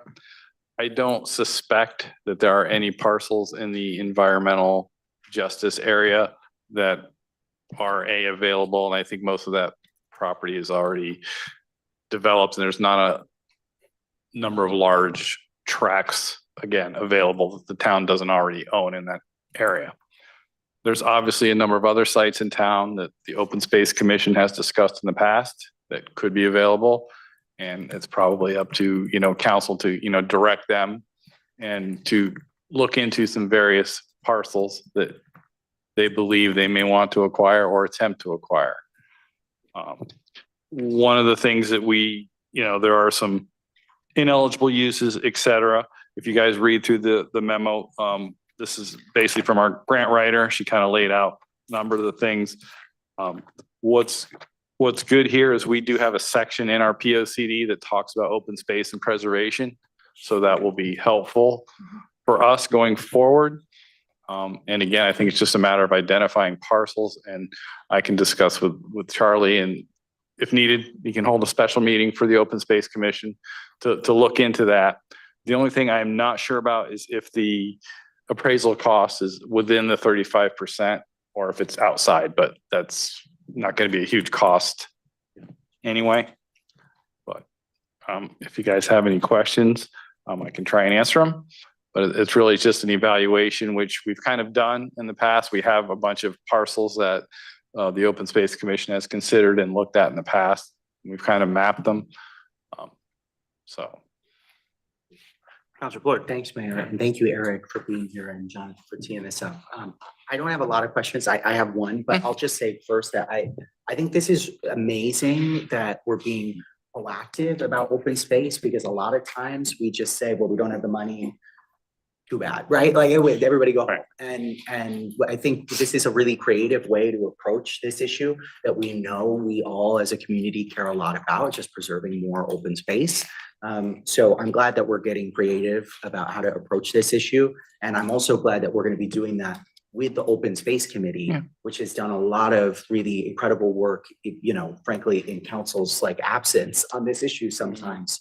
And so I'm glad that we're going to be doing that together with them. One question I have is about what it means to then refer this back to the Open Space Committee. At the committee level, there's an inventory that's been done, right? We adopted open space acquisition criteria way back in the day. What is it? What are the next steps going to look like at the committee level as soon as we send this back? So they'll review their properties. They will come to some consensus on, we'll just say 2 parcels, just in case something falls through. And they would actually come back to council and say, hey, reviewing this grant, we recommend that, we move forward and attempt to acquire these parcels, because they work at your direction. Sure. That it's not a true land use board. It's just a commission. And then you guys can direct the manager to move forward with an appraisal or whatever, or go through that 824 process, however that works out, however the timing and works. Excellent. Thank you, Eric. Appreciate it. Councilor Borrego. Yes, no, I know, the Open Space Committee, there's been a couple times lists tried to be identified using different criteria of, do we do it to try and connect to an existing parcel? Right. Do we, and space, which is high density, so under Gia's leadership, we'll be able to move forward. But one thing that in the past we've run into problems is our issues or concerns. Since most of these are primarily our private property, when a buyer or somebody interested expresses interest in purchasing, the price automatically goes up. So I don't know if there's a way where somehow maybe we can talk about it within the Open Space Committee, where we can kind of maybe do a little bit of undercover. Sure. Kind of sense of what it's really worth versus before we. Yeah, you could have door number 1, door number 2, and door number 3. Well, but part of that is addressed in the grant program because the grant and is based on the appraised value. So, yeah, so that's part of that limits the amount of kind of negotiation. And plus, but you have to make sure that the individual is willing to sell. Correct. Before you Of even course. apply You for the can't grant. just have an domain in that. Okay. It's not an eminent domain type of situation. Yes, it's a fair market value that, like you said, the appraisal gets reviewed at the grant level and everything else. And they're not going to let you pay 130% or whatever. Right. Okay. And then, this is, good each year that we continue to, and I know even in tight budget years, we continue to put money into the land acquisition fund. Thank you, everybody. And also this grant though, the new round of funding, it's not like just 1 year and done. Isn't it a yearly? I believe it is rotate yearly, and so If we can't really agree on something, or we don't feel that we want to spend all of our funds, we can start planning for the future. That is We're not true. going to miss an opportunity Right. necessarily. So if, again, after review by the Open Space Commission, there may be some parcels that are very ripe at this point in time. You know, we don't know, and maybe it looks very appealing to us, and you want to try and move forward. Okay, thank you. Councilor Tiniakis. I don't have any questions. This sounds awesome. I love the idea of getting open space. I wanted to thank Councilor Pedrico and Councilor Ford because you guys are champions for this. I want to thank the Open Space Committee and its members because it sounds like, you know, even if you don't like have like something, a goal like close by, you guys are like ready to go when the opportunity arises. And I think that's awesome. So thank you. You're here. Any other comments or questions from council? And in a less tough budget year, we should be putting more into our land acquisition. Is there such a thing as a less tough budget? I guess. Is the deadline November 6th or November 4th? Because it looks like the application schedule on the back was the grant information is November 6th. but She has November 6th is the deadline in her thing. Laying it out, we could No, be it's off. 2 by- days. Sorry, That's yeah, just you're what right. I Yeah, said. yeah, it's November 6th for the deadline, and then the appraisal has to. Yes, has the to be appraisal reviewed. has to be in a month I know later. it's 2 days. I just don't want to Yep. look at the wrong You're, day. I'll make that 2 days. All right, thank you so much, Eric, for being here, and thanks, Thanks, Sean, for Eric. teaming this Thank up. you. Thanks for everyone's work on the open space. All right, no problem. So, my next step, I suspect, I'll let Charlie know and he can schedule a meeting with Open Space. We'll move forward. Okay. Perfect. Very good. Thank you, Eric. All right, we're moving right along to item 12, town manager report. My report will be very short today. That's fine. I think that the big thing that I wanted to share with you, as you all know, because I formally gave notice, I think about a week and a half ago, is that my last day with Newington will be on September 2nd, probably leave early that day, but I will be resigning on that day. I've accepted a position as the township manager outside of Philadelphia in a community called Cheltenham Township, which is just to the north of Philadelphia. I say that obviously with very mixed emotions. Over the last 2 years, I don't want to start crying, but I have really grown to love this place. It is a special community. It is, of all the towns I've worked in, this is the most somehow quintessentially American. It's just great. I mean, how tight the community bonds are. You know, I joke that everybody seems to be second cousins with each other, and that's actually more true than it's not. But it also just speaks to everybody cares about each other. Everybody looks out for each other. Everybody knows each other, and everybody's welcoming to each other. And you know, I couldn't have asked for a better place to work. You know, as when I went through the interview process with you guys 2 years ago, one of the reasons I moved up here was, and I was very open about it, was that my dad was sort of going through a transition. He lives just down the road from here, and I wanted to be close to him.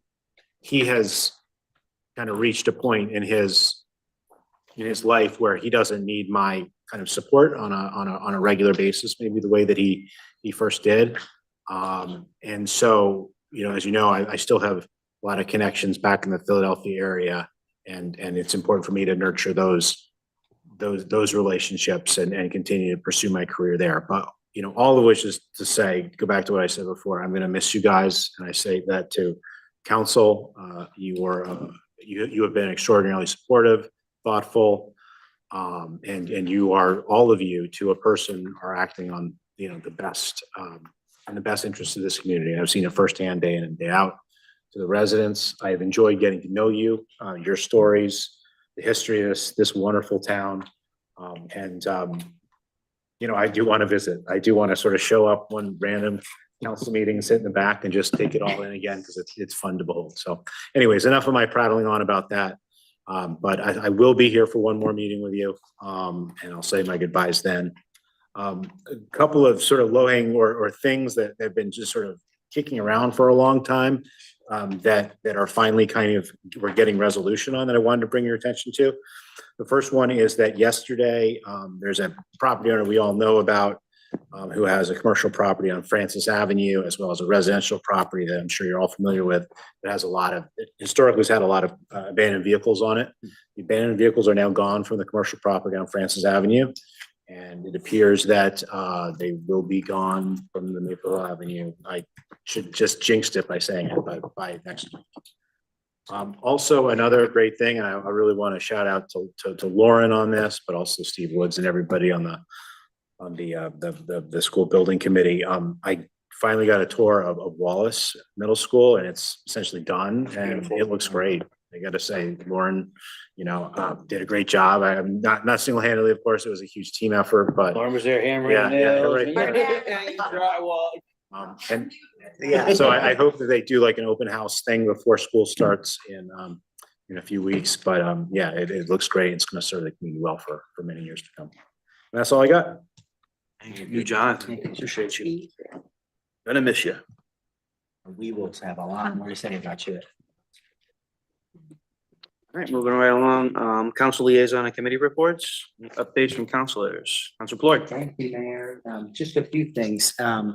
I attended the Town Planning and Zoning Commission last week. I was online. I'm sure Councilor Draco was there too in person. I didn't get the chance to see her, but the one thing of note that I really want to highlight is a pre-application that happened for really exciting, very interesting concepts at the Old Newington Meat Market site. This Connecticut-based small business is interested in opening a prepared foods store at that site. Again, it was a pre-application. They received, I think, some really excellent feedback from the zoning commission, but it's a really, really cool concept. And I'm just like, I'll say just as a resident, I was really concerned that really beautiful piece of our history was just gonna get torn down to build a house. And so I think this is like a really exciting alternative use that keeps with that history. So I'm excited about that. I also attended together with Councilor Gonzalez, the last Chamber of Commerce board meeting, bright and early, and I got to hear about the work that they're doing and some exciting new business openings happening across town. One of which Councilor Tiniakis and I just attended today, a great new Puerto Rican restaurant on Willard Avenue. So my peeps, they're here and they're doing some cool things. And so that was great to hear about that. And then also attended the last Permanent Municipal Building Commission meeting where they discussed the Chapman Street facility and some of the next steps as it relates to that project, and that keeps moving in a really positive direction. So a lot of great stuff. I'm sure I missed some of those meetings. I'll find them, but that was it. Thank you, Councilor. Councilor Draco. Just in addition to the ones Councilor Ford mentioned, the Conservation Commission had a kind of an interesting discussion or presentation on the lanternfly problem. And I know, I know that Deep has been involved, and I know Parks and Rec has been involved. And because I don't know, if we ever have a dead time and we have nothing to do and not enough to fill up our town council meetings, it might be a good idea to maybe have somebody give the presentation, because it's a infestation that impacts every homeowner here in town, and they all might be interested in it. So maybe you want to schedule a presentation on it. Very good. Thank you, Councilor. Councilor Tiniakis. Yeah, I got a few. The Parks and Rec Board did not meet last month. I think they wanted a well-deserved break after the extravaganza, which I thought went really well. I had a great time the whole time. As mentioned previously, the pool commission did meet last night. We finalized a draft RFP, so that is in the books and ready to go as soon as we have funding. And once that happens, we can advance forward with the pools project. And then myself, Councilor DeHaas and Deputy Mayor Rada, we had our first commission to get rid of commissions meeting. So our wonderful town clerk gave us a binder that was bigger than the budget binders that we got. And we will be meeting again shortly, and hopefully we can start to clear up the books and get some of that older stuff off of the main website. they'll still be archived and still available, but it just won't be cluttering up like, the casual searches that most people want to do. So hopefully we have some good results soon for that. Thank you, Counselor. Counselor Floyd? Thanks, Mayor. I'll just add as well that Counselor Capello, Counselor, our Deputy Mayor Rada and I met just yesterday, kicked off the newest iteration of the Facilities Naming Committee and talked about some changes to that policy that we're going to be considering. So that work is started back up again, which is excellent. And we also proceeded with 2 of the requests that had been made of council, one for Karen Halpert at the Senior Center. May she rest in peace, over at the help desk, renaming that in her honor. And then also the gymnasium over at the Mortensen Community Center for Bill DeMayo. And so assuming, that those things make it through agenda setting, those will be for us to consider at the next council meeting as well as recommendations.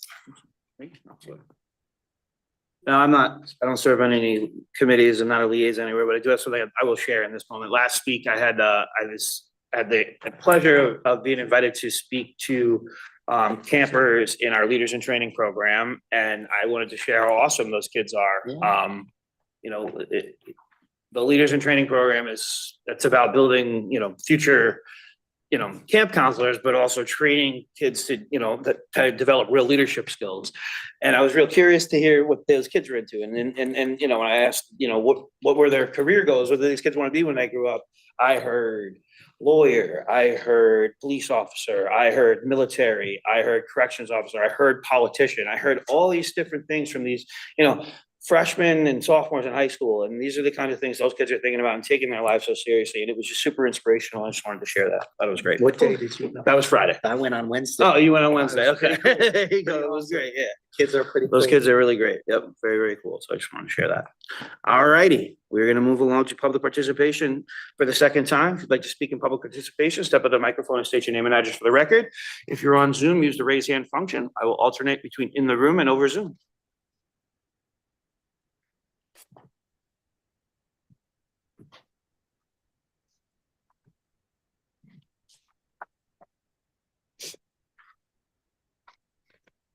Bill, and then there's one on Zoom, and then you're up. Sorry. No, you're good. You go ahead, Bill. Bill McCarthy, 206 Churchill Drive. Jonathan, thanks for doing a great job. You're gonna be missed.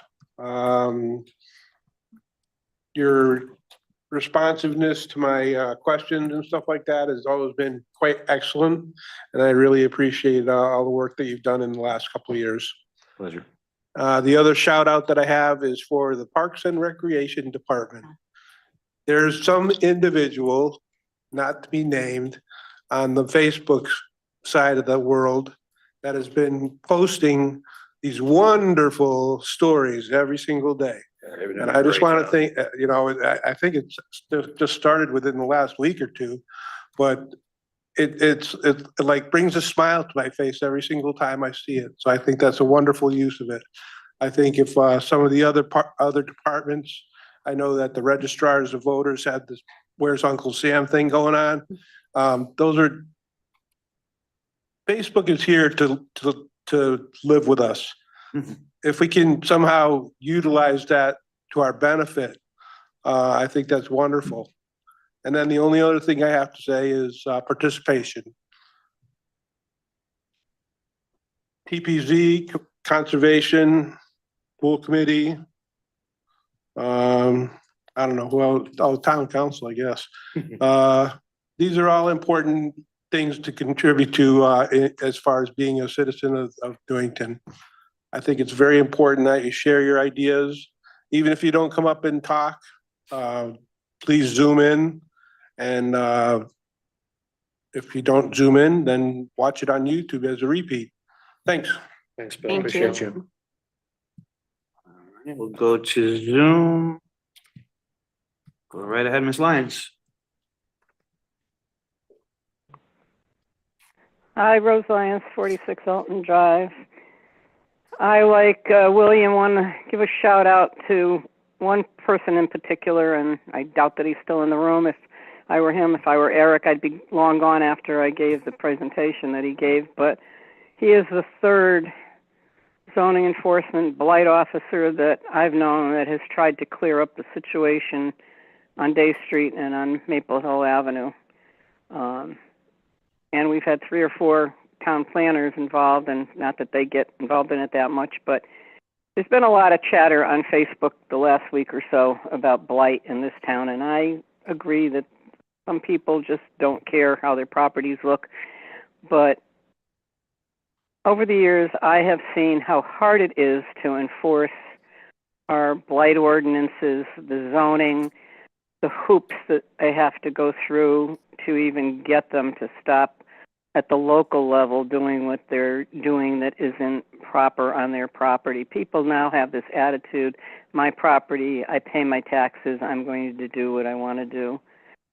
My mother, who was a widow, and 6 other ladies who were widows on this street, there were single women, could see some of the stuff that's going on, not only on Elton Drive, but in other places in town. They'd be ashamed that people don't have the pride in their homes that they did, of women that were widowed, had no jobs, were living on Social Security and pensions, and yet they kept up their houses.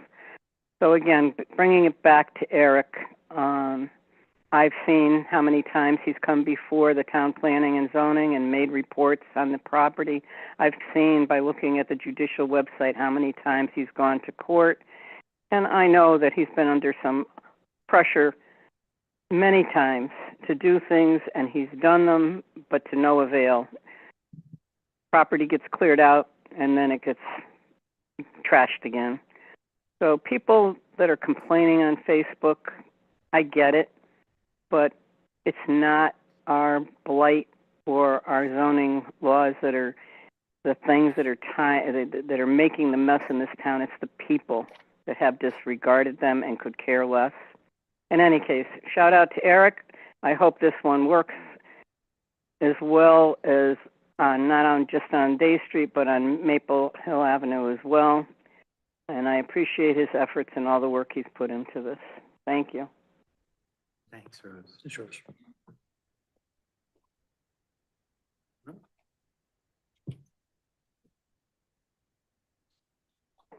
Gia Pasquarelli, 62 Wells Drive North.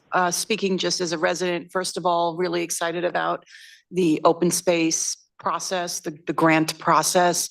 There's a lot of work that needs to be done. But as a resident, knowing that we are moving toward a goal, a really important goal that we've had for a long time, is great. As per person on that committee with Councilors Gonzalez and Bedrejko, this is just an exciting moment because maybe we can telegraph our desire and have some generous person come forward and grant us, a great price on a parcel we really want, so you never know, you can dream big. If you are interested in learning more about open space, you can attend one of our meetings.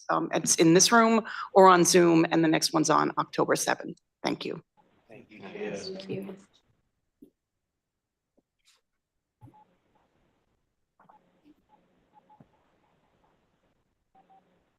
Anybody else in the room or over Zoom like to speak in public participation? Seeing none. Now move on to remarks by councilors. Any comments from council? Councilor Bedrejko? Yeah, I want to echo what everybody here said about the extravaganza. I think for Scott Karas, and I know Bill DeMayo did a lot of the pre-planning and whatever, but still it was up to Scott to read it off, and particularly with the weather issue that he had to deal with. I think he did a fantastic job. And I know, AJ, you were handing out those beers. I think he really was quick. I think, I did see everybody, there, and it was enjoyable. Secondly, and I think Mayor, you were there, and I think one other council, I can't remember, but the young women's firefighter camp, yep. that was there. That was really great. One or two of you, I know, went to one of the trainings. I went to the graduation, and there were 30 young women there. Some of them had been cadets already in their own home fire departments. Some, this is their first time ever even, putting on a boot or putting a hat on, whatever.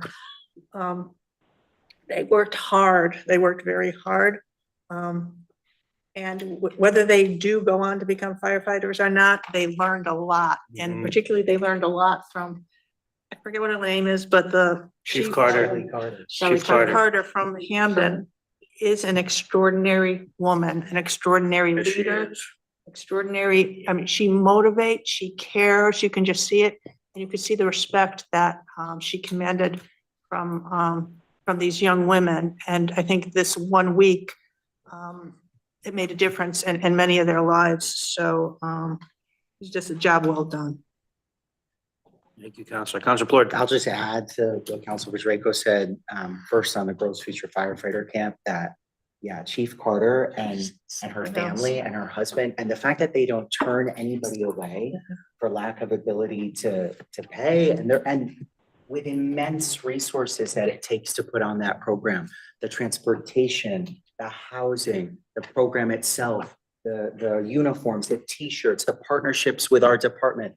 It's pretty extraordinary, and the training was really amazing to watch. And I know that there are a lot of us there, and so it was a proud moment to host them in Newington. This program, people coming from Ecuador, Wisconsin, all over the place. It was extraordinary. And also the extravaganza. And I also want to say congratulations to Scott, of course, to all his staff, but to Scott, it being his first time, literally trial by fire with smoke coming from Canada. From Canada, yeah. And to have dealt with all of those circumstances and had such an amazing event. It was pretty extraordinary.